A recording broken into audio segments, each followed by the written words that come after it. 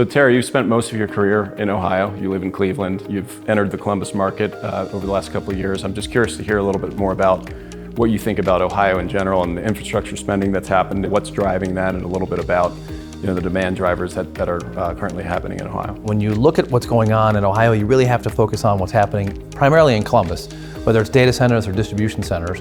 And then in the past 12 to 18 months, whether it's reshoring defense spending, the one big beautiful bill or tariffs, whatever it is, manufacturing has blown up. And that's not just Columbus, that's Toledo, that's outside of Zanesville, that's in Youngstown. We've got tailwinds behind us, and I think we're probably the hottest state in America right now. Nick is also from Columbus as well, and so Nick is with Hillwood, and Hillwood has some holdings in Columbus and are constantly developing and looking for sites. So just curious to hear what your thoughts are on Ohio in general. What drew you to Columbus as part of that plan and getting into Ohio is, and just general economic drivers maybe that Hillwood looks for when they're entering a new market? Yeah, I mean, I think everything that we do is underpinned by ultimately demand. Like if we can get comfortable with demand, then we're gonna be comfortable investing in that location.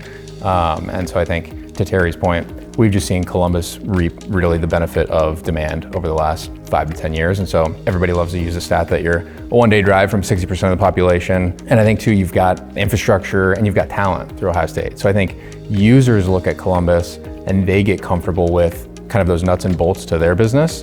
And we see that show up in the data. And if we can get comfortable with durable demand, then that's a place that we want to invest in. Now, we also hear a lot about companies looking at employment and looking at drivers of where are your employees coming from. And does that scare you when you see numbers like 4,500 employees at Anduril, large projects like the LG plant on the south side of town?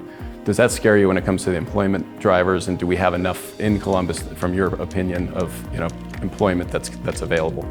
Yeah, that's a good question. I mean, I think that the one thing about Columbus as opposed to the rest of the Midwest is we have had steady, durable population growth. And I think we have the moat of Ohio State, which is top 5 university size-wise in the country. And so as long as we can continue to churn and retain, I think that's the important thing is, can we retain talent? Do we have enough industry that we can keep those employees and the skilled workforce there?